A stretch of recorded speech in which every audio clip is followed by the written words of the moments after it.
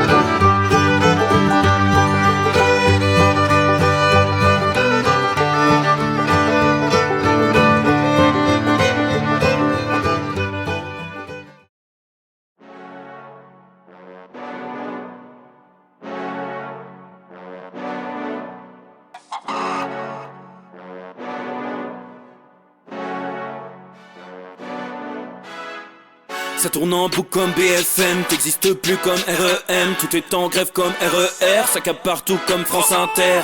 Faut pas croire tout ce qu'on dit à la télévision. Merci YouTube pour la liberté d'expression.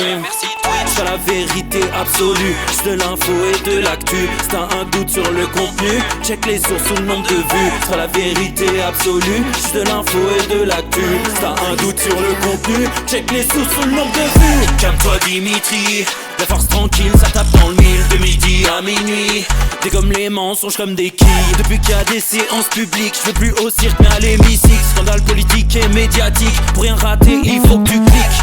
Mec c'est Rémi, le meilleur du pire en ligne de mire. Aucun parti pris, que des avis bien réfléchis. J'ai encore bourré comme un Polac, donc je pensais voir Laurent Ournac. Je crois que je suis toujours à côté de la plaque, mais en politique c'est qui est le crack. Ouais je sais qui est le crack. Juste milieu. Je crois que c'est qui est le crack. Ça lit des kilomètres de presse pour faire un résumé express. Ça charbonne comme un chinois avec la qualité d'un bavarois. On sera en retraite après notre mort, on sera bouffé par l'inflation. Dans le doute je vais voter Voldemort pour les prochaines élections. Passe de la country à la drill sans transition. C'est pas une bonne idée de me confier cette mission. Si t'aimes pas, dégoûte pas les autres, c'est pas moi qui le dis, moi je suis le roi des pauvres. Pour réfléchir j'ai qu'un euro, mais au moins je tomberai pas dans la fraude. Je le prononce Fröhliches-Mittel, comme Angela Merkel. Désolé, je fais ce que je peux, je trouve ma répartie chez Lidl. Des enquêtes exceptionnelles, pas de langue de bois et de l'humour. La revue c'est juste mensuel, les vidéos c'est juste tous les jours. Ouais c'est juste tous les jours. Juste milieu. Regarde ça tous les jours. Juste milieu. Désolé pour mon manque de répartie. Je sais même pas ce que je débite. C'est dur la géopolitique. Ou un peu comme ma... République. Ma République, non? C'est dur la République quand même, non? Ouais? Non? Ah non, c'est mou, non? Ouais, les mecs se font chier, on dirait un peu. Ouais, c'est un peu mou. Enfin, ça dépend dans quel pays. Ouais. Bah, j'y connais pas grand chose, moi. Et c'est quoi une démocratie déjà?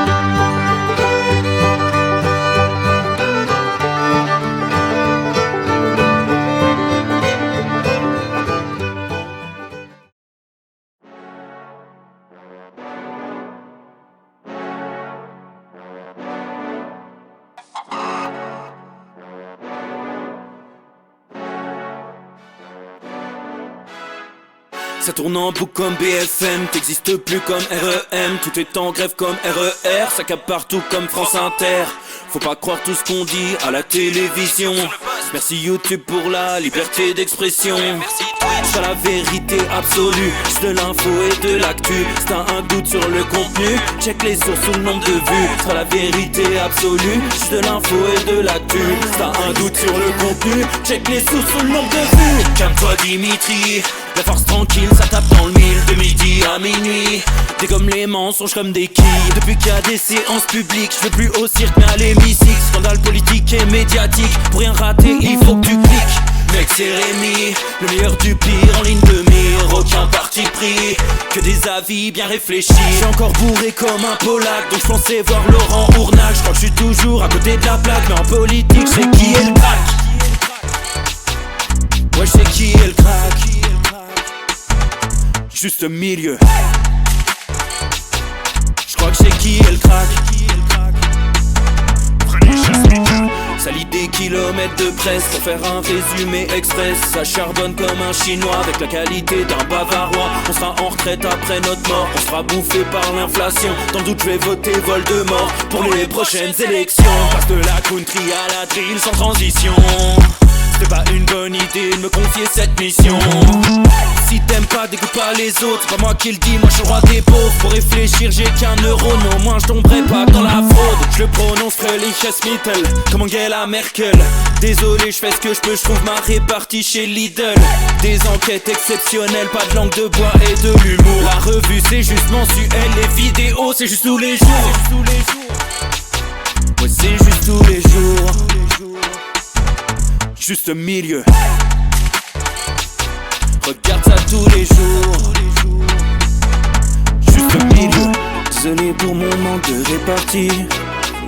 Je sais même pas ce que je débite.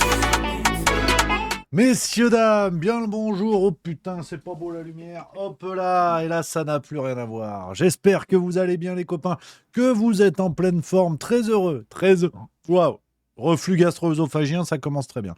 Très heureux de vous retrouver aujourd'hui les amis pour cette 400e émission. On y est, c'est la 400e du Juste Bistrot les amis. Et du coup pour fêter ça, on va parler de Puff Daddy. Ouais. Non, c'était pas prévu parce que c'est une émission d'actualité. On parle de l'actualité et là c'est Puff Daddy. On va parler aussi Elon Musk, Donald Trump. On a beaucoup de choses. On a beaucoup de choses à dire les amis. Mais très heureux de vous retrouver évidemment pour cette nouvelle émission, la 400e. Mine de rien, c'est pas rien justement. Ah ben, mine de quelque chose. Voilà, c'est que du bonheur, c'est que du plaisir les amis. Un immense merci bien évidemment d'être là depuis le début pour certains, le tout début de l'aventure. J'espère que tout ça continue de vous plaire. Alors, on aurait pu faire une soirée spéciale pour cette 400e, mais on va faire une soirée spéciale bientôt. Dans moins d'un mois, je vous donne l'information en avant-première parce qu'on est à peine en train de bosser dessus avec l'équipe Juste Milieu. On va organiser, je vous le dis, ça reste entre nous, autour de mi-décembre. On va organiser la soirée en direct des pompes à vélo d'or. On en a parlé dans le Juste Bistrot, vous le savez. Je vous avais dit que c'était pas une connerie, qu'il y avait moyen de faire une blague. On est en train de bosser sur ça. Donc je ne peux pas vous en dire plus de comment ça va se passer, comment on va organiser cette soirée, où est-ce que ça va être, mais il va y avoir la soirée des pompes à vélo d'or mi-décembre. Juste Milieu va faire sa grande soirée pour qu'on finisse l'année ensemble, les amis, enfin quasiment qu'on finisse l'année, et qu'on se fende la gueule lors d'une soirée spéciale en direct, plus de 2 heures et demie d'émission. On est en train de bosser sur ça. Il y aura plein de choses. Ça va être une vraie émission. Ça va être une vraie émission. On va essayer de se fendre la gueule, les copains. Donc, je peux pas vous en dire plus pour l'instant, pour la simple et bonne raison que j'en sais rien. Parce qu'il faut que je bosse dessus. Il faut que je commence à planifier le bordel. Mais vous avez compris l'idée. Soirée spéciale, les pompes à vélo d'or 2024. Golden pompe à vélo, bien évidemment. On vous donnera toutes les infos en temps voulu. Ça arrive. Voilà les copains pour cette annonce. Donc, merci bien sûr les copains d'être là. Merci beaucoup euh, pour cette folie, cette 400e émission complètement dingue. Alors, aujourd'hui, au menu du jour, les copains, on a du Donald Trump, les premières nominations qui font parler. On va revenir là-dessus. On va parler d'Elon Musk avec une petite info qui est sortie dans l'opinion qui m'a beaucoup intéressé et je voulais vous la partager pour voir ça avec vous, pour en papoter. Et on va parler de l'affaire Puff Daddy, les suites de l'affaire Puff Daddy. Plus personne n'en parle et pourtant on a des choses terribles qui sont sorties dans les médias. On va revenir sur ça aujourd'hui dans ce Juste Bistrot. Nous sommes ensemble depuis environ jusqu'à environ 17h30 parce que ce soir, deux choses. Je vais chez le coiffeur parce que là ça fait un mois et demi. Donc, on va où?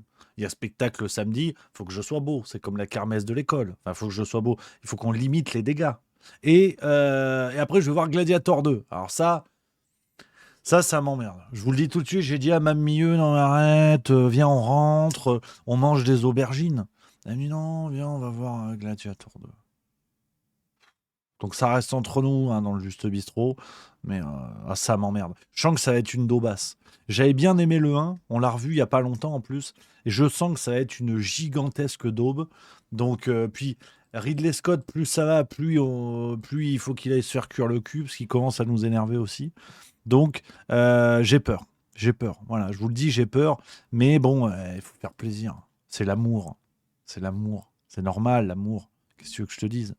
L'amour. Donc j'ai pas le choix. Pour d'évidentes raisons de l'amour, j'ai pas le choix. Mais il y a coiffeur avant, donc ça fait plaisir.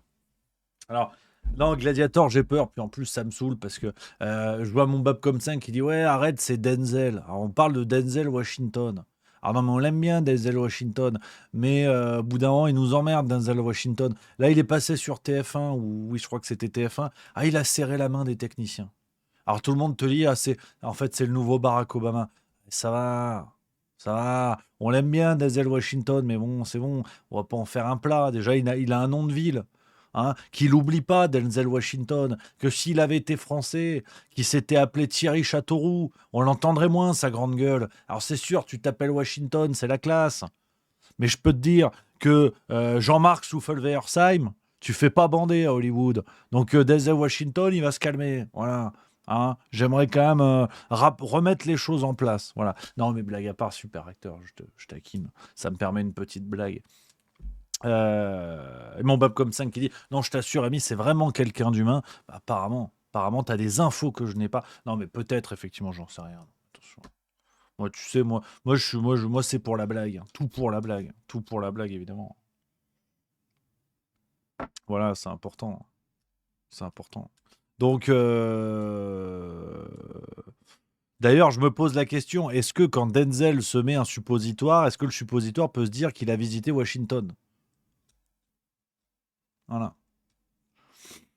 C'est pas la meilleure des blagues, mais j'ai senti qu'elle voulait sortir. J'ai senti que le cerveau me propose en permanence des trucs. Alors, il y a un tri qui se fait, hein. C'est une chaîne de montage, hein. Donc, il y a des trucs qui sortent de la chaîne, il y a des trucs qui restent dessus. Celle-là, elle avait envie de sortir. Et je trouve que c'est pas la pire. Je trouve que c'est pas la pire. Et c'est vrai que c'est marrant parce que c'est exactement ce qui se passe sur scène. Pour ceux qui ont vu le spectacle, il y a des trucs qui sortent comme ça. On sait pas. On sait pas. C'est pas dans le texte. Même moi, je suis pas vraiment au courant, en vérité. Donc, non, j'ai senti que celle-là elle voulait y aller. C'est pas drôle, c'est pas très drôle, j'en conviens. Mais, euh, mais voilà. D'ailleurs, en parlant de trucs très drôles, parce que ça, je pense que ça va être très drôle. Et après, on attaque les sujets du jour, parce que j'ai beaucoup de choses à vous dire.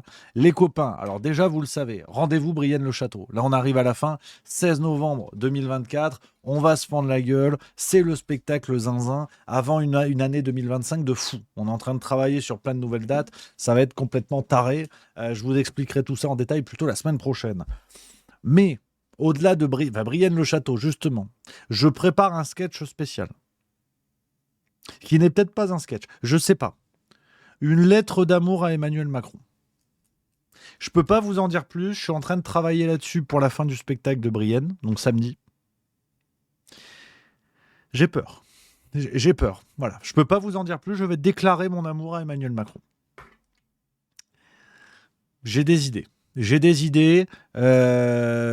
Voilà. Venez à Brienne-le-Château. Venez à Brienne-le-Château. Ça risque d'être piquant. On va voir ce qu'on en fait de cette séquence, mais j'ai hâte de vous proposer ça. Je suis en train d'écrire, ça va être sympatoche. Donc, les amis, on y va plein badin parce que j'ai pas mal de choses à vous dire, les copains, pour ce juste bistrot. Alors, on commence avec le premier sujet. On en avait parlé dans cette vidéo qui fait fureur, comme on dit en Allemagne. Cette vidéo, l'analyse que je vous avais proposée des élections, de l'élection de Donald Trump, les copains. Je suis très content des retours, vraiment très content. Les retours sur YouTube notamment, la vidéo se rapproche gentiment des 100 000 vues, donc ce qui fait plaisir, parce qu'en ce moment, on suppose des histoires à Shadowban, pas Shadowban, on s'en fout. Vous avez vu, on continue à publier les vidéos, on s'en fout, on se fait plaisir. Et celle-là marche plutôt bien, il y a des retours vraiment intéressants, hein, des gens qui ne sont absolument pas d'accord, qui sont un peu d'accord, pas beaucoup d'accord, et je trouve ça très bien. Je suis vraiment très très très content. Ça construit le débat, et j'aime bien cette idée-là. Mais sur l'aspect géopolitique, enfin non pas mais d'ailleurs, et sur l'aspect géopolitique, c'est en train de se préciser. C'est en train de se préciser ce qu'on avait esquissé déjà dans l'analyse, qui était de dire la ligne de Trump, enfin en tout cas l'arrivée de Trump à la Maison-Blanche, est vue d'un bon œil par Benjamin Netanyahou. C'était une sorte de supposition. Si vous voulez, on savait sur le plan géopolitique que le premier mandat d'ailleurs de Donald Trump n'avait pas été catastrophique pour Israël, loin de là. Avec les accords d'Abraham, s'étaient fait plutôt dans l'intérêt d'Israël. Et avec le retour de Donald Trump, à mon avis, ça va pas varier beaucoup. Ça va pas varier beaucoup. Et on a quelques nominations, je voulais vous en parler. Le Temps, donc en Suisse, hein, l'équivalent du Monde, en a parlé, les copains. Et on a des nominations sur des postes liés à la politique étrangère des États-Unis qui, à mon avis, devraient nous interpeller. En tout cas, pose des questions. Donc, Le Temps, on est page 3. Je vais vous parler de ces deux nominations, hein. Une équipe en rang serré derrière Israël. La future administration américaine comptera des personnalités déterminées à donner à l'État hébreu tout ce qu'il demande afin d'assurer sa sécurité. Donc on parle de deux personnages. On parle de Mike Huckabee, je ne sais pas comment on le prononce, hein, ancien gouverneur de l'Arkansas, désigné ambassadeur américain en Israël. L'une des personnes les plus concernées, hein, sur ce poste-là. Je vais vous expliquer. Alors, Le Temps, donc, est l'équivalent du Monde en Suisse, hein, je le redis, c'est pas un délire médiatique, hein. Comment Le Temps décrit ce monsieur Mike Huckabee, désormais ambassadeur américain en Israël? Ce créationniste, qui n'adhère pas à la théorie de l'évolution de Darwin, croit en revanche profondément aux prophéties de la Bible et au destin en Israël du peuple élu. La Cisjordanie palestinienne, cela n'existe pas, assène-t-il, pas plus que le peuple qui l'habite. Il n'évoque que la Judée-Samarie qui, selon lui, est aussi indissociable d'Israël que Manhattan l'est des États-Unis. Au micro de la radio de l'armée israélienne hier, Huckabee rappelait que, lors de son premier mandat, Trump avait reconnu Jérusalem comme capitale indivisible d'Israël, qu'il y avait déplacé l'ambassade des États-Unis et reconnu l'annexion du Golan syrien. Je m'attends à ce que cela continue. Donc, voilà qui est le nouvel ambassadeur euh, américain en Israël. On a une deuxième nomination qui fait parler, qui est celle de Steve Witkoff, ce richissime promoteur immobilier et l'un de ses partenaires de golf favoris, partenaire de Donald Trump. Il n'a aucune expérience diplomatique et ne connaît guère le Proche-Orient en-delà d'Israël. Bon, alors ça, à la rigueur, quand on voit, nous, les ambassadeurs et les diplomates qu'on a en France, bon, c'est pas très grave, hein. On a eu Stéphane Séjourné, ministre de l'Europe, donc si tu veux, bon, et des Affaires étrangères. Donc, c'est pas la France qui va faire des leçons. Euh, et on continue donc sur ce Steven Witkoff, pardon. À l'instar des figures évangéliques, il a joué un rôle déterminant ces derniers mois. Il le racontait lui-même lorsque Joe Biden avait semblé tracer une ligne rouge à Israël en menaçant d'interrompre la livraison d'armes américaines si l'armée israélienne envahissait Rafah, dans le sud de la bande de Gaza. Witkoff n'avait plus lâché son téléphone, les riches donateurs juifs se bousculaient, expliquait-il, et je ne parle pas de dons de quelques milliers de dollars, je parle de dons de 6 chiffres et de 7 chiffres. Le message est entendu, il faut offrir à Israël ce dont il a besoin, quand il en a besoin, et sans aucune condition pour qu'il atteigne une victoire totale face au mal. Voilà. Et troisième nomination, hein, cette citation que je viens de vous lire, elle provient d'Élise Stefanik, qui elle a été nommée représentante de l'État de New York au Congrès. Donc, elle était représentante de l'État de New York au Congrès, et elle vient d'être nommée par Donald Trump ambassadrice des États-Unis auprès de l'ONU. Voilà. Pour vous dire, une des troisièmes nominations, on est sur des personnalités ouvertement pro-Israël, hein, qu'on soit bien d'accord. Elle a jugé, Élise Stefanik, je cite, que les Nations Unies sont pourries par l'antisémitisme. Et elle dit, hein, je continue l'article du Temps, l'un des remparts, Israël, ce miracle qui représente à ses yeux un avant-poste de la liberté, des valeurs occidentales et de la civilisation. Devant le Parlement israélien en mai dernier, elle résumait Israël est l'incarnation du rêve américain. Donc voilà les trois nouvelles personnalités que nous avons autour de Donald Trump, des personnalités en lien direct avec la question israélo-palestinienne, avec le conflit israélo-palestinien. Donc je ne vais pas reprendre des pincettes pendant 20 minutes, hein, ce que j'avais fait dans l'analyse il y a quelques jours sur l'élection de Donald Trump. Vous avez compris ma position. J'applaudis l'élection de Donald Trump sur plein d'aspects. Il y en a plein d'autres qui me rebutent, dont celui-là. Et il y en a d'autres sur lesquels j'attends de voir. J'attends de voir sur les promesses qui sont faites, sur tout ça. Mais en l'occurrence, quand on explique que Donald Trump va mettre fin aux guerres sous prétexte que lors de son premier mandat, il n'y a pas eu d'engagement des États-Unis dans aucune guerre, et ce qui est tout à fait louable et il faut l'applaudir, bien évidemment, là, je doutais, et je doute encore plus. Et je doute encore plus avec ce genre de nomination. Pour moi, on n'est pas franchement sur des personnes qui vont souhaiter mettre fin au conflit israélo-palestinien le plus vite possible. Donc, affaire à suivre. Peut-être qu'évidemment, je me plante sur toute la ligne, et pour tout vous dire, j'aimerais bien, parce que ça voudrait dire que le conflit s'arrête entre Israël et la Palestine. Mais là, j'ai quand même un doute avec ce genre de personnalité. On est dans le dubitationnisme, vous le savez, comme d'habitude. Dubitationnisme en un mot, voilà, parce que si en deux mots, ça contreduirait les positions que j'ai. Donc, affaire à suivre là-dessus, mais je voulais absolument vous en parler de ces nominations, parce que après il y en a d'autres qui sont très bien. Là, je vous parle des nominations qui sont liées à la question géopolitique israélo-palestinienne, qu'on soit bien d'accord. Mais il y a aussi des nominations tout à fait lambda, en fait. Là, je me concentre sur ça. Si vous regardez les journaux, on a des nominations, par exemple Marc Rubio, qui a été nommé sur des questions un peu plus liées à l'immigration. On a des nominations tout à fait sympatoches, hein, qu'on soit bien d'accord. Donc voilà un petit peu, les amis. J'ai pas remercié, quel impoli fais-je, Chouchou, merci pour le sub 8e mois. Merci également à Yayi62 pour le subprime 9e mois. Merci à Mizikozofi pour le 972 pour le sub 6e mois. Et en plus, bisous de la Martinique. On embrasse nos amis martiniquais. Ça fait plaisir. Merci également que je n'oublie personne, Tasse d'herbe, merci pour le sub 17e mois, qui dit également salut Rémi et salut à tous, je confirme Shadowban sur YouTube, plus aucune notification. Écoute, c'est pas grave, si on est dans l'œil du cyclone, on continue la bagarre, on s'en fout. C'est chiant, mais on s'en fout. Venez sur la chaîne directement, c'est encore le plus simple. Il y a une vidéo tous les 2-3 jours. Donc si vous n'avez pas de nouvelles de nous sous 3 jours, c'est pas normal. Merci à Badlacat pour le sub également, qui vient de sub à 6 mois d'avance, c'est le 3e mois d'abonnement, donc merci à toi. Shiraz 3005 pour le sub 27e mois, voilà, merci à tous les amis. Et The Celtic Lulabi pour le sub 17e mois, voilà. Je prends quelques messages sur ce qu'on vient de se dire, il y a plus de saison, que j'embrasse, qui dit si ça mettra fin au conflit. River 9453 qui dit pour l'Ukraine, bon point, mais pour la guerre Israël-Palestine, désastre total. Mais comme toujours, l'UE perdra peu importe leur politique, ça je suis d'accord. Victor Macno, maintenant Ariel Sharon avait fait évacuer des colons de la bande de Gaza. Tosti Canibus qui dit ce ne sont pas des warmongers cependant, là où 99% de l'administration Biden fait partie du complexe militaro-industriel et gagne des millions avec les 2 guerres.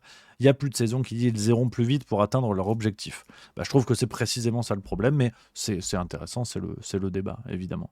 Engegard qui dit ils sont nommés mais ils ne peuvent pas rentrer en fonction, ils doivent attendre que Trump soit président. Non, effectivement, je pense que c'est ça, il va falloir attendre de janvier pour que ces personnalités soient aux manettes. Et Jofov qui dit salut Rémi, il faut que tu invites Joe Masso sur le réseau Trump, très intéressant. Alors je note parce que Joe Masso, ça ne me dit rien du tout. Je connais Joe Masso au rugby, côté du rugby, mais je suppose que ça n'a rien à voir. Joe Masso, pourquoi je trouve rien? Je l'ai mal écrit. Attends, je suis sur YouTube, j'ai rien trouvé, camarade. Joe Masso, je l'ai mal tapé ou comme dirait Katnins ou quoi? Non, j'ai tapé Joe Masso. J'ai pas Joe Masso, c'est qui Joe Masso? Ah si, entretien avec Joe Masso, d'accord. Je vais regarder parce que j'ai aucune idée de qui c'est, mais on le salue, on l'embrasse, bien évidemment, il n'y a pas de problème.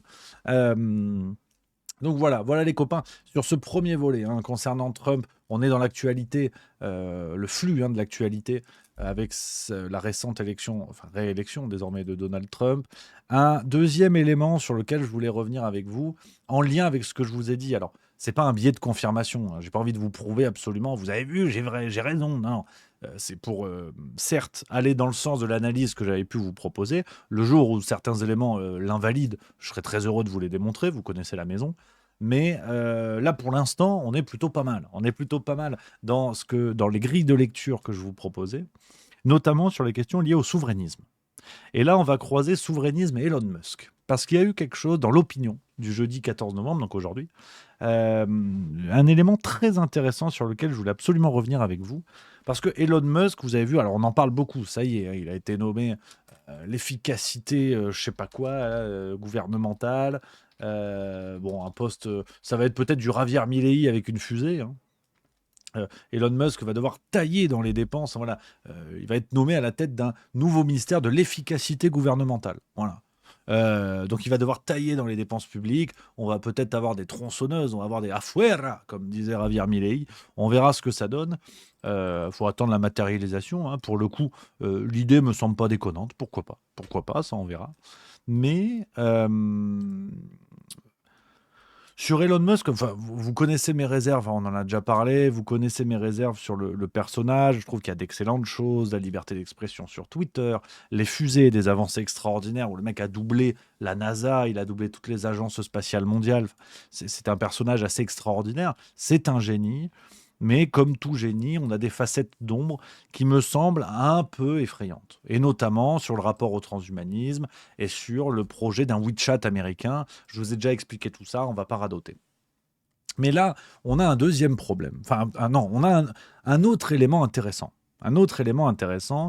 Quand on parle d'Elon Musk, on parle souvent du réseau Starlink, du réseau de satellites qui permet de sortir complètement des réseaux traditionnels, on va dire, des réseaux de Orange, Free, Salt, ce que vous voulez, pour avoir un réseau entre guillemets indépendant qui s'appuie sur les infrastructures de Starlink, de l'une des entreprises d'Elon Musk. On est d'accord. Mais ce que j'avais déjà développé dans la vidéo. Je vous remets le lien pour ceux qui ne l'ont pas vu, parce que j'ai pas envie de vous saouler à répéter tout le temps les mêmes choses pour les aficionados qui suivent la chaîne. Je vous remets le lien, c'était cette vidéo-là, tac, la première. Je vous mets le lien si ça vous intéresse, pour revenir sur ce qu'on s'était dit déjà là-dedans. Mais je trouve que sur Starlink, le réseau Starlink, on a là encore une ambivalence sur laquelle on doit être prudent, à mon avis. Parce que le réseau Starlink n'est pas un réseau parfaitement indépendant, libre et gratuit, comme pourrait être, par exemple, un système d'exploitation comme Linux. Si je dis pas de conneries, il me semble que Linux, c'est ça. In fine, c'est Elon Musk qui a la main sur le réseau Starlink. Donc, s'il a envie de couper, il coupe. C'est pas plus compliqué que ça, comme toute entreprise. Donc, ce qui m'interpelle, c'est qu'une fois de plus, et parce que c'est positif et parce que ça amène le changement, et je le comprends, et c'est très bien, et tant mieux, mais quand on dit Elon Musk, c'est super parce qu'il nous sort du système grâce à Starlink, non, il vous sort d'un système pour vous mettre dans un autre. Et j'espère qu'on va le comprendre assez vite, parce que regardez ce qu'on peut lire dans l'opinion d'aujourd'hui concernant l'Italie. Il y a quelques petites bisbilles en ce moment entre l'Italie et Elon Musk. Musk a fait un tweet concernant, c'était mardi, je vous lis ce que dit l'opinion. Le patron de X s'en est pris frontalement à la magistrature italienne, stigmatisant la décision des juges transalpins de ne pas autoriser la détention de 8 migrants en Albanie. Il a dit « Ces juges doivent partir », a-t-il tweeté, apportant son soutien à la politique migratoire du gouvernement de droite. Donc, Elon Musk, bon, fait du Elon Musk, donc c'est du tweet, il s'immisce dans certaines politiques, c'est du commentaire, à la limite, le sujet n'est pas là. Il y a un autre élément qui est très intéressant. Écoutez ce que nous dit l'opinion. Rome est par ailleurs en négociation avec Starlink, une des sociétés d'Elon Musk, pour donner la présidence du Conseil et le ministère de la Défense, pour doter la présidence du Conseil et le ministère de la Défense d'un système de communication satellitaire à haute performance, un projet à 1,5 milliard sur 5 ans. Après l'annonce mardi par Donald Trump de la nomination d'Elon Musk à la tête du nouveau ministère de l'efficacité gouvernementale, il sera décidément de plus en plus difficile pour Giorgia Meloni de minimiser le rôle de ce citoyen lambda si spécial. Donc, pour vous résumer l'affaire, vous avez nos amis italiens, la pizza, qui nous disent, pour des questions de sécurité, de performance, le Conseil italien et le ministère de la Défense, donc qui sont des domaines hautement sensibles, vont se doter d'un système de communication qui s'appuiera sur Starlink. Donc là, on est en plein dans des questions de souverainisme, mais en plein dedans. Alors, nos amis italiens, avec Giorgia Meloni, on a compris que le souverainisme, c'était comme la chasteté dans un porno. Maintenant, c'est un peu foutu. Mais j'en appelle à nos amis souverainistes, de manière générale, aux commentateurs qui ont des tendances souverainistes. Elon Musk, c'est aussi ça. Je ne vous dis pas que c'est que ça, c'est aussi ça. C'est-à-dire que tous les gens qui applaudissent en disant « super, on va tout mettre entre les mains d'Elon Musk parce qu'il est super », non mais attendez, vous vous mettez une fois de plus dans une relation de soumission, de dépendance. J'entends bien le fait qu'on ne puisse pas faire autrement, j'entends bien le fait que c'est toujours mieux qu'autre chose, il n'y a aucun problème, je dis, voilà, aucune solution n'est parfaite, je l'entends bien. Mais attention à ne pas aller trop vite en besogne. Parce que je sens que on va avoir de plus en plus de gouvernements, et à mon avis en France ça va pas tarder, avec des trompettes comme Guillaume Kasbarian et compagnie au gouvernement, qui vont arriver en disant « Oh Elon Musk c'est super, on va faire du Starlink », pour essayer de contenter toute une frange de la population un peu anti-système qui applaudit Trump, qui applaudit Musk. Et donc le gouvernement français, c'est un pronostic que je vous fais, c'est une hypothèse, hein. Le gouvernement français va arriver en disant « Ah ouais non mais allez, vous avez vu, on est moderne, on est d'accord, on fait du Trump, on fait du Musk et tout, mais en fait bubule, parce que sur le plan du souverainisme, t'es encore marron, parce que t'es encore entre les mains des Américains, plus que jamais. Et qui plus est, d'un futur ministre américain. Donc t'es au plus haut sommet de l'État. On est dans ce que tous ceux qui applaudissent l'élection de Donald Trump sont contents de dire « Ah ouais, mais il a chassé le Deep State. Il a chassé comme ça le pouvoir américain qui domine l'Union européenne. » C'est quoi ça ? C'est un autre visage du même problème. C'est une autre facette du même souci. Et ça m'a vraiment interpellé quand j'ai lu ça pardon, ce matin, les amis. Je trouve que on quitte la peste pour le choléra. Et on n'a pas le choix. Il n'y a pas de problème. J'entends l'argument de on n'a pas le choix, de toute façon, il faut bien faire quelque chose. Ok, pas de problème, évidemment. Mais je trouve certaines réjouissances un peu trop naïves en vérité.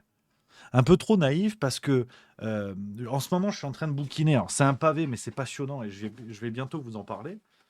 Je suis en train de bouquiner justement l'un des derniers bouquins de Robert Kennedy Jr., futur, en gros, ministre de la Santé de Donald Trump. Je suis en train de le bouquiner parce que, à mon avis, on a voilà, la grille de lecture de ce que ce monsieur pense de l'État. J'ai lu ça aussi, mais ça, vous en foutez. Enfin, c'est très intéressant, Jacques Beau, gouverné par les fake news. On a un peu une analyse en profondeur et qui est vraiment brillante des questions liées aux armes biologiques, avec le Covid, ce genre de choses. Mais en lisant ça, et je vous invite à le faire, les copains, je vous ferai une vidéo bientôt là-dessus, en lisant ça, je me dis, mais comment ce monsieur Kennedy va pouvoir cohabiter avec Trump? Parce que tout le deep state lié aux questions, en gros, le complexe, comment il l'appelle à un moment donné, il mélange les trois, le complexe médico-militaro-industriel. Tout était en place avec Donald Trump. Fauci était le conseiller santé de Donald Trump. Est-ce que Trump pouvait ignorer une seule seconde toutes les ordureries qu'a pu commettre ce monsieur? Une fois de plus, j'entends l'argument de en 4 ans, il n'a pas pu chasser tout le monde. Mais pour moi, la déconfiture, elle va être très rapide. Hein. Si Trump ne poursuit pas Fauci dans les 6 mois après son investiture, c'était un coup d'épée dans l'eau. Et on a une fois de plus trompé les peuples. C'est pas plus compliqué que ça. Et je l'appelle de mes voeux et j'ai confiance en Trump pour ça. Mais s'il n'y a pas de poursuite faite à Fauci en ligne de mire, je vous parle même pas de Bill Gates, de Soros et compagnie, s'il n'y a pas une poursuite contre ce monsieur, c'est qu'il le tolère. Et au bout d'un moment, c'est pas possible. Donc, j'attends de voir. Je suis prudent, mais je trouve qu'on fait peut-être un peu preuve de naïveté dans les commentaires qui sont faits, parce que Elon Musk, on a beau l'applaudir, mais c'est toujours quelqu'un qui va soumettre la France, soumettre l'Union européenne et défendre des intérêts qui sont une fois de plus américains et qui sont une fois de plus des intérêts capitalistiques. Je veux dire, Musk, il est sympa, il est rigolo, il fait des tweets, mais c'est un Bill Gates avec des fusées. C'est un homme d'affaires qui fait du pognon. Alors, la comparaison avec Bill Gates, elle n'est pas gentille, parce que Bill Gates est le roi des salopards au royaume des pas gentils. Voilà, on va pas dire de gros mots, mais vous m'avez compris. Donc, non, la comparaison ne se tiendrait pas. À la limite, Musk, c'est un Bezos, voilà, c'est un Jeff Bezos, tu vois. Ça fait du pognon, on est dans le sens du vent, et les intérêts qu'on défend sont rarement ceux des peuples. Quand on te présente la livraison par drone pour que ton colis il arrive plus vite, et qu'on te dit non, mais c'est super, la satisfaction de nos clients. En fait, ta gueule. La priorité numéro 1, c'est que tu achètes davantage de colis parce que ça arrive vite. Et Musk, c'est pareil. Je commence à en avoir un petit peu marre du discours. Ouais, mais Twitter, c'est la liberté d'expression. Parce que sur Twitter, on peut dire des trucs qu'on ne dit pas ailleurs. Oui, d'accord, effectivement. On en reparle quand ça va tailler Trump sur le réseau, ça va tailler Musk, on verra. Et à la limite, pourquoi pas? Mais in fine, la question n'est pas franchement là. Le but de Musk, le but premier quand il prend Twitter, est-il franchement de réinstaurer la liberté d'expression? Quand on regarde ses visées à plus long terme, quand on regarde ses volontés de faire, par exemple, une plateforme de paiement accolée à Twitter, enfin à X, et ainsi de suite, on voit bien que tout ça, c'est de la façade, c'est du décor pour tromper les gens. Donc, je suis de plus en plus prudent. Voilà, je suis de plus en plus prudent. Et l'article de ce matin, je voulais vous en parler. Dites-moi ce que vous en pensez dans le chat, les copains. On papote, on est entre nous, on est en famille, voilà. C'est pas un coup de gueule, hein, mais j'aime bien de temps en temps filer un peu ce genre d'infos. Voilà, on a Snimnard qui dit c'est comme Facebook, c'est toi le produit, si c'est gratuit. Voilà, il balance Snimnard, il a raison, il a plus rien à foutre maintenant, il prend des malbiches comme ça. Dolph G qui dit je rêve où Rémi il est grognon aujourd'hui. Pas du tout. Alors non, pas du tout, camarade, au contraire. Au contraire, j'ai hâte parce que une bonne journée de boulot. Ce soir, c'est Cinoche avec Mme Mieux, donc on est pas mal. On va se tenir la pince, on va se rouler des paloches comme des ados au fond de la salle. Et puis, Demain, j'écris un sketch le matin, donc ça c'est quand même sympa comme métier. Et samedi, c'est spectacle. Samedi, c'est spectacle à Brienne-le-Château et on va se régaler, on va se fondre la gueule. Voilà. Suzanne Lowly REQ qui dit mais non, Prudence n'a pas de téléphone. Ça c'est drôle, ça j'aime, c'est l'humour.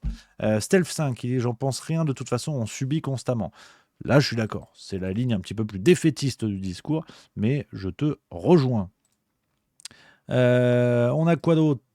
Toasty Cannibus, qu'on aime Trump ou pas, dans tous les cas, je préfère largement que ce soit lui plutôt que Kamala, la débile woke.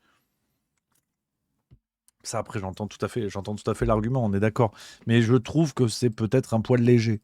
Parce que l'honnêteté intellectuelle commande de regarder aussi les dangers qui pèsent avec Trump. Il y en a sûrement moins. C'est sûrement moins grave.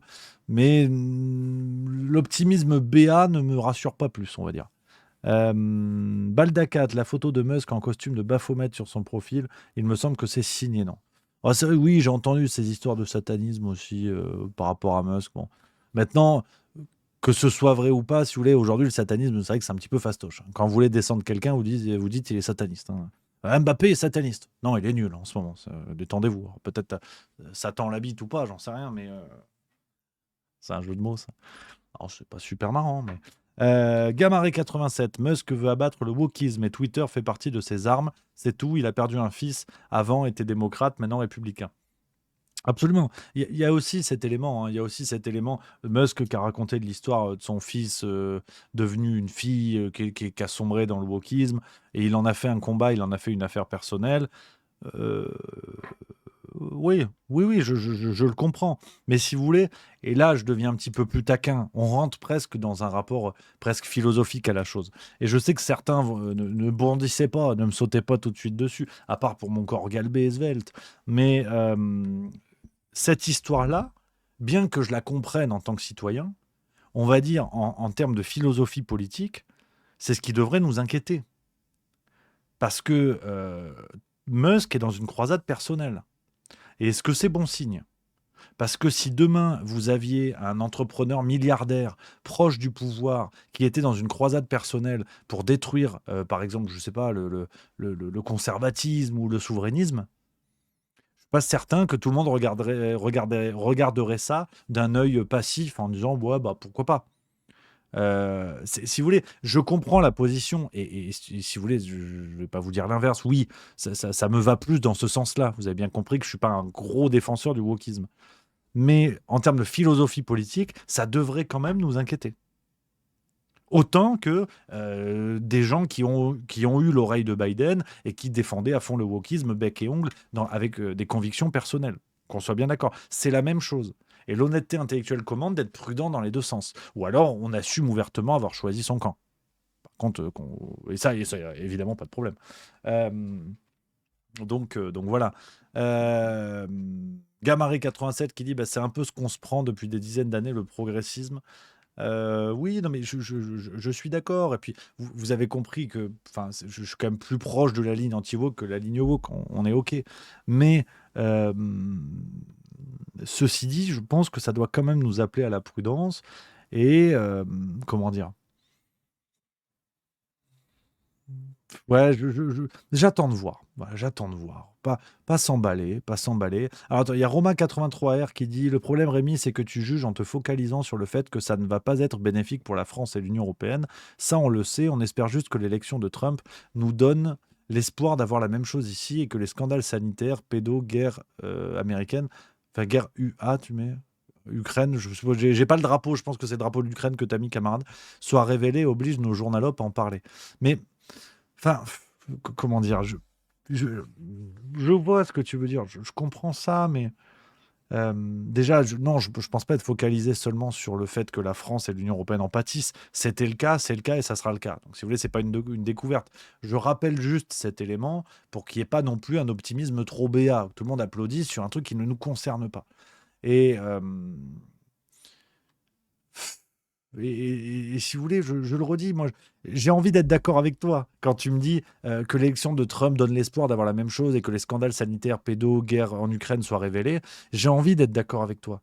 Mais au moment du Covid, c'est Trump qui est aux manettes. Ça, on ne pourra pas me démontrer le contraire. C'est Fauci qui le conseille. C'est Fauci qui est autour de lui. C'est tout l'état-major sanitaire lié à Fauci qui est là. Et à ce moment-là, Trump ne fait rien. Alors peut-être qu'il n'a pas le temps. Peut-être que l'état profond est trop fort à ce moment-là. Peut-être tout ce que vous voulez. Mais en attendant, c'est comme ça. Qu'il n'y ait pas eu de guerre au moment de Donald Trump, oui, évidemment. 2016-2020, il n'y a pas de guerre engagée. Maintenant, on va voir. C'est un nouveau mandat qui commence. On va voir ce que ça donne. Mais c'est juste ça, en fait. C'est juste l'optimisme BA dont je me méfie. Dont je me méfie parce que j'attends de voir. J'attends de voir. Et pour moi, le premier mandat était dans un monde qui n'a quasiment rien à voir, si vous voulez. Donc, attendons de voir sur cette histoire-là. Attendons de creuser. Mais il faut que j'enchaîne, les amis, parce que je veux absolument vous parler de ça et prendre le temps de vous en parler. On en reparlera de toute façon de Donald Trump, vous en doutez, dès la semaine prochaine. Je serai de retour mardi au plus tard pour le Juste Bistrot. Mais on va aller sur le gros sujet du jour. Je ne fuis pas les questions, vous inquiétez pas. On en a parlé avec l'analyse, on en reparlera. Mais là, je veux absolument vous parler de l'affaire Puff Daddy. Marie nous a préparé un script complet, une enquête complète. Et je veux absolument prendre le temps de revenir là-dessus parce que c'est très important. Alors là, accrochez-vous à vos slibards. Je vous le dis quand même en guise d'introduction. L'affaire Puff Daddy est loin d'être terminée. Pourtant, l'écho médiatique est de plus en plus restreint, de plus en plus faible. Et là, vraiment, il y a quelque chose qui m'inquiète assez profondément parce que, comme par hasard, phrase de complotiste, on embrasse évidemment nos amis fact-checkers, l'écho médiatique, en tout cas en France, est en train d'être réduit au moment où on commence à avoir des éléments pédocriminels. Donc c'est ce sur quoi je voulais revenir, les amis. Remonter un petit peu tout le temps, remonter toute cette affaire. Je m'appuie sur différentes sources que je vais vous montrer, notamment un article de 7 pages, une longue enquête de Paris Match en date du 31 octobre 2024. Un article qui a très peu fait parler, pourtant c'est Paris Match, et on apprend des choses sordidissimes. Donc je vais vous en parler. Je vous montre juste le titre, parce que si je descends un peu, on voit les nibards d'une dame. Donc c'est sur Twitch, ils veulent pas. Ça c'est les prudes américains. Donc vous avez compris l'idée. C'est dans Paris Match 31 octobre si vous voulez jeter un œil. Donc pour revenir un petit peu au début de l'affaire.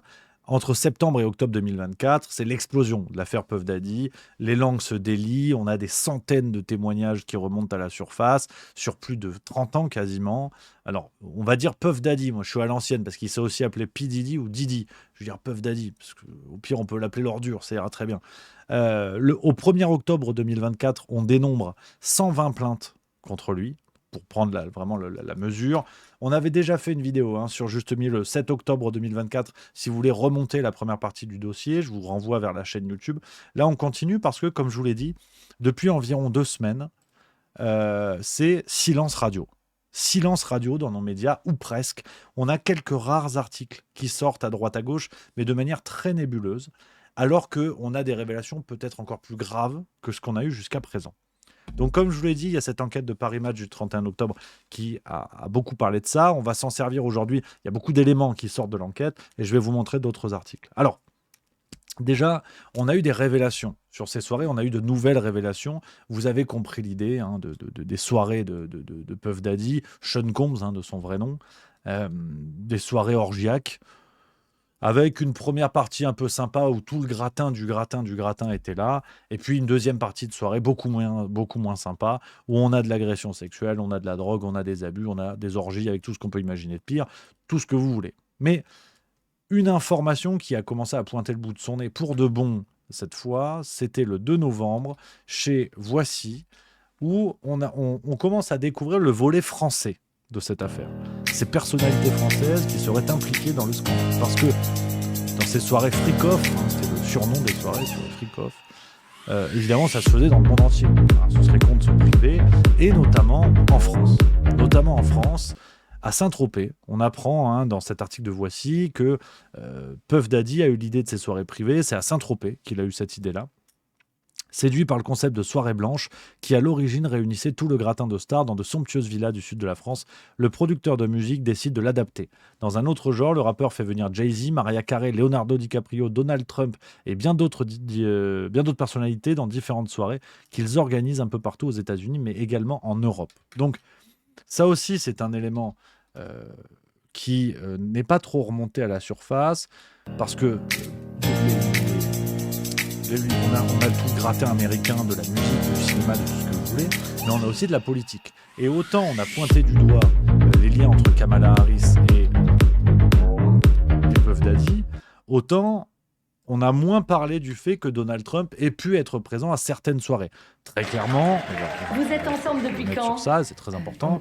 On n'est pas sur les liens les plus ténus. Non, Kamala Harris a eu des liens beaucoup plus importants. Quel est le point commun qu'on soit bien d'accord, qu'on soit bien d'accord, les amis. Mais pour vous dire, ces éléments-là remontent un petit peu.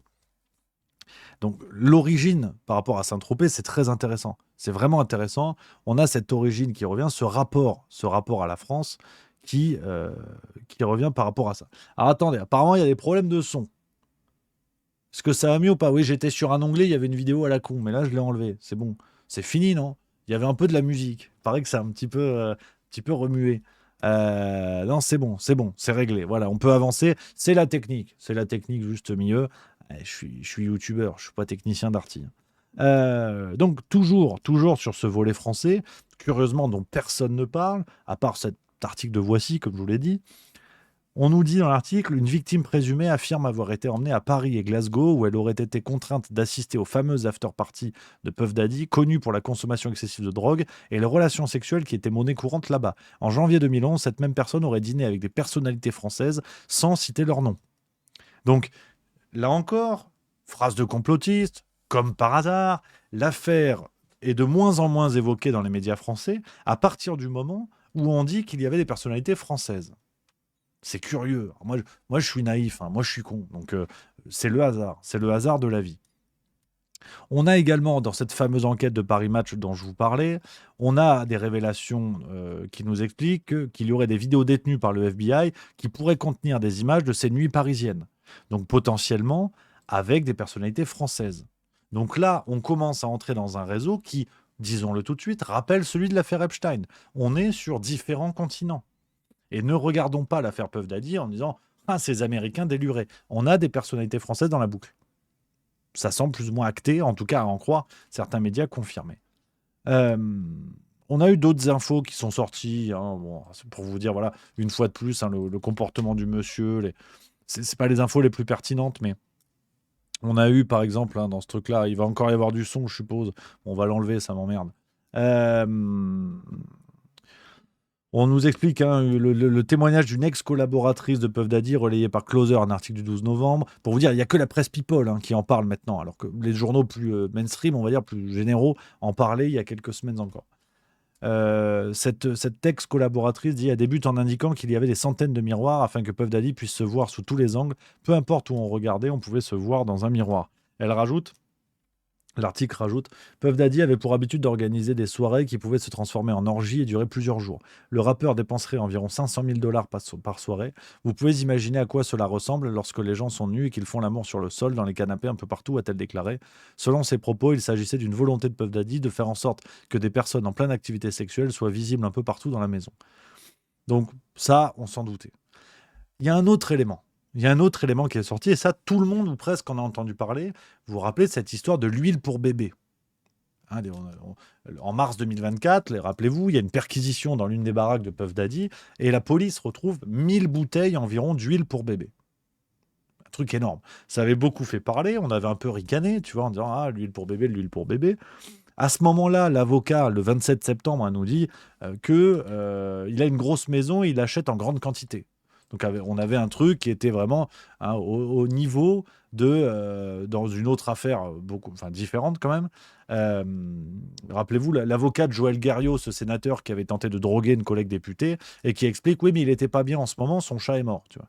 Donc là, on est vraiment plus ou moins sur le même délire. Mais là encore, on a appris des choses intéressantes.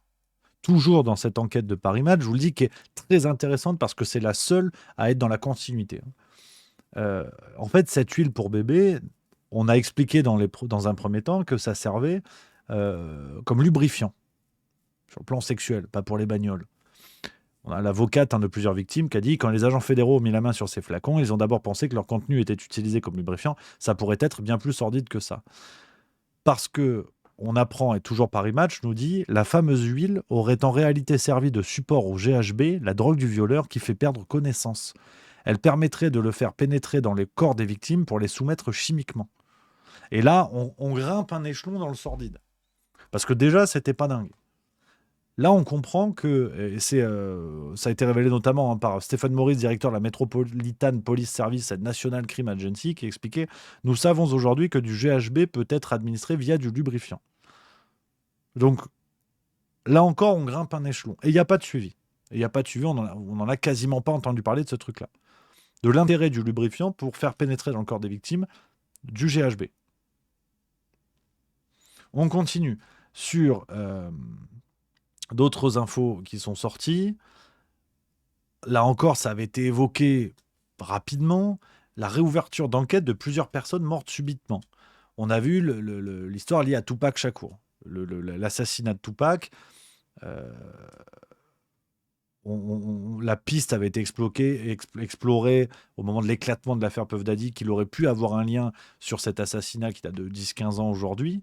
Mais on a d'autres décès aujourd'hui qui interrogent. Je vous lis, celui de l'actrice Brittany Murphy, ainsi que celui de Kim Porter, ex-femme de Puff Daddy et mère de 3 de ses enfants, toutes deux mortes d'une étrange pneumonie. Ça aussi, il n'y a pas eu de suivi là-dessus. On nous dit également, idem du côté des proches du chanteur Aaron Carter, mort d'une overdose médicamenteuse suivie de noyade en 2022, peu après avoir évoqué ses souvenirs de soirée chez Puff Daddy alors qu'il était mineur. Et là, on rentre dans le gros du sujet, qui, curieusement, ne fait pas la une, n'a plus le même écho médiatique qu'avant, la présence de mineurs aux soirées Puff Daddy. En tout cas, la présence de mineurs dans les témoignages des personnes abusées par Puff Daddy et lors de ces soirées. Donc, là, vraiment, on a déjà fait le parallèle dans le premier volet de cette vidéo que je vous ai dit il y a un mois maintenant.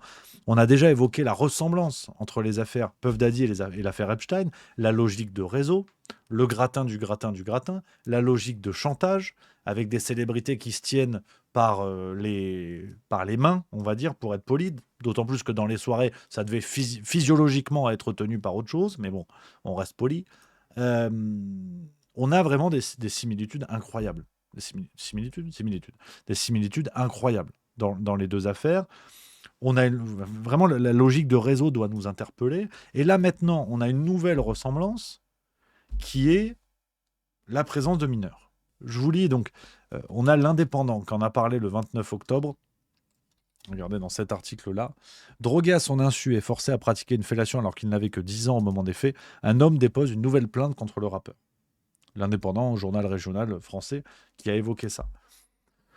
Il explique, il est venu rencontrer Puff Daddy pour faire carrière dans le rap. Déjà, bon, il y a 1000 choses qui nous interpellent. À 10 ans, tu vas rencontrer un type, où sont les parents, bon bref.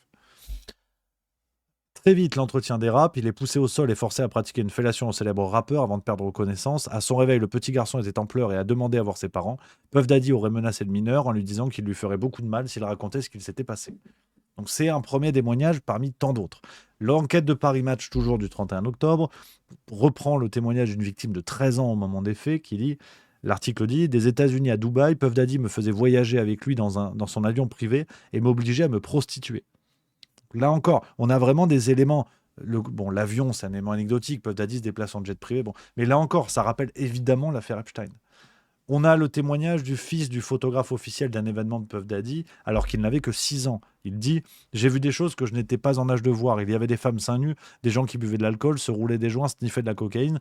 Didi me touchait de façon inappropriée, il me mettait mal à l'aise. » Autre témoignage d'une ancienne animatrice des soirées de Puff Daddy, une certaine Adria.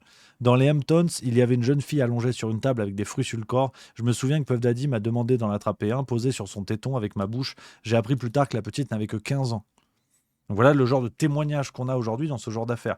Là, c'est Voici qui relaie un autre témoignage dans un article plus récent qui est sorti le 13 novembre, donc hier.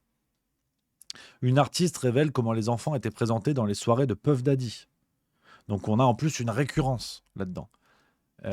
Cette artiste, une certaine Tanea Wallace, musicienne qui a assisté à des soirées chez Puff Daddy, elle dit avoir vu des jeunes enfants costumés en Barbie Harajuku, donc style inspiré de la mode japonaise apparemment. Cherchez le truc. Elle dit au moment de la soirée, ce qu'elle a vu, je regarde à ma droite et dans le coin, je me dis, est-ce que ce sont des nains? Se souvient-elle avant d'ajouter, c'était de petites gens, je ne veux pas en dire trop, faites preuve de bon sens.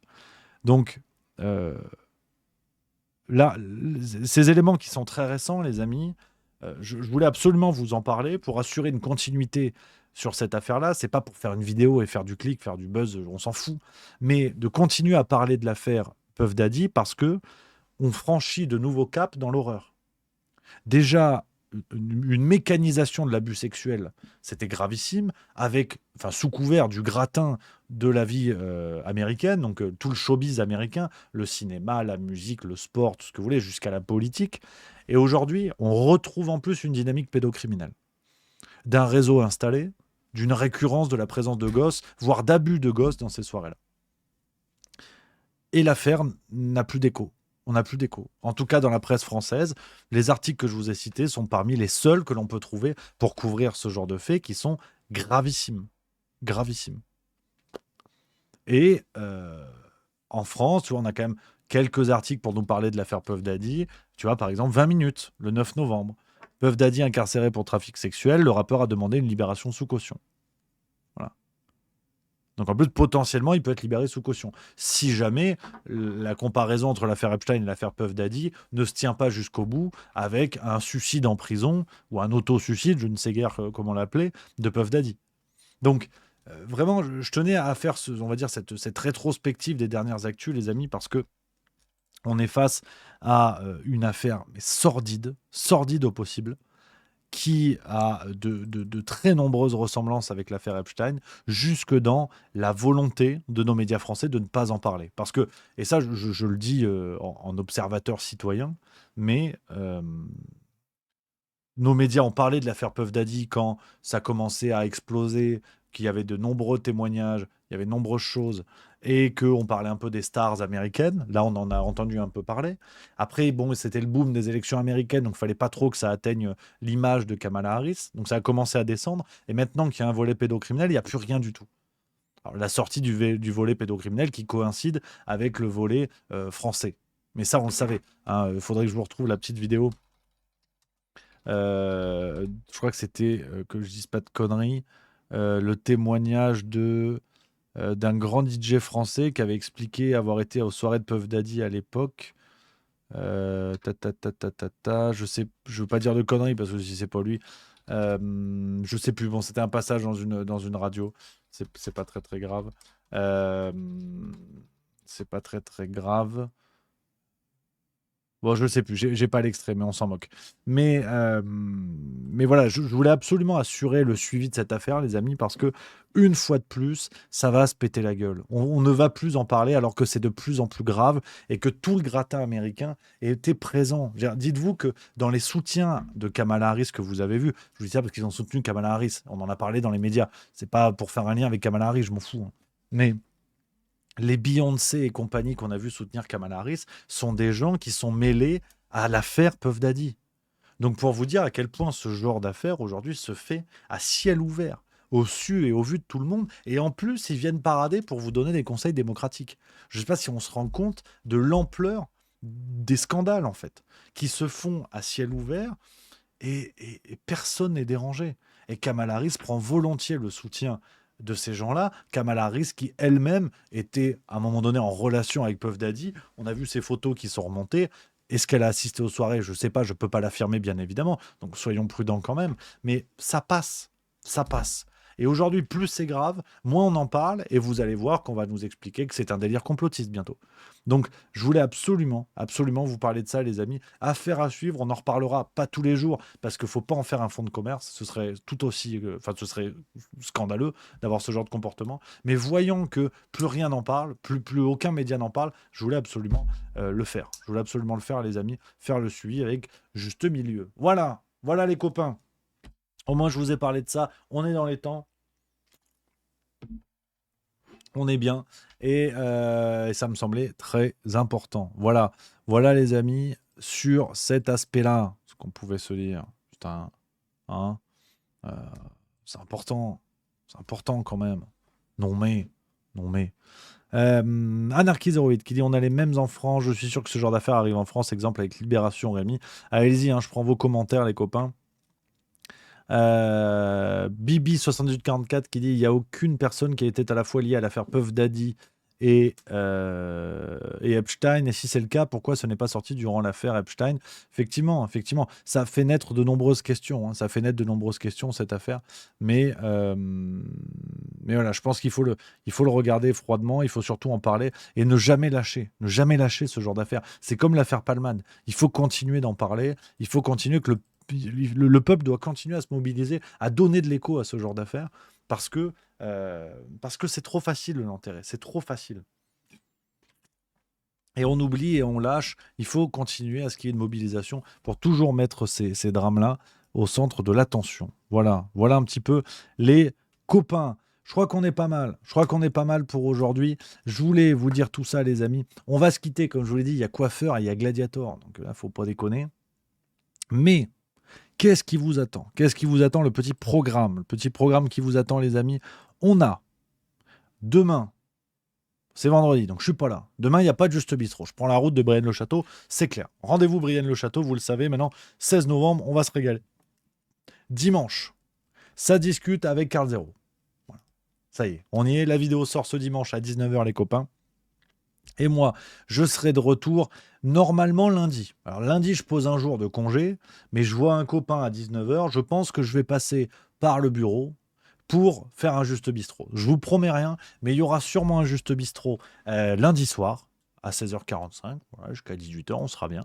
Et on va sûrement débriefer Gladiator, à mon avis. Et je vous ferai un petit retour aussi de la date de Brienne-le-Château qui promet d'être extraordinaire. Donc voilà, le petit programme, les amis. Je vais vous quitter là-dessus. Merci d'avoir été là, les amis. Merci beaucoup, une fois de plus, de votre soutien pour cette 400e du Juste Bistrot. C'est que du bonheur.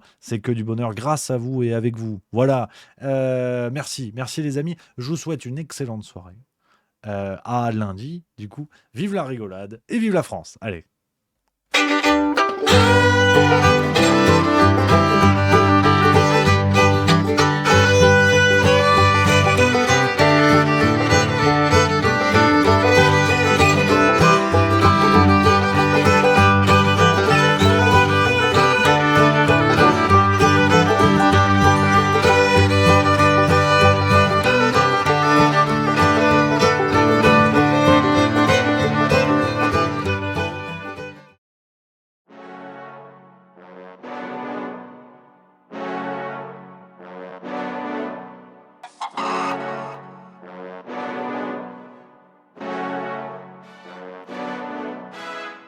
Ça tourne en boucle comme BFM, t'existes plus comme REM. Tout est en grève comme RER, ça capte partout comme France Inter.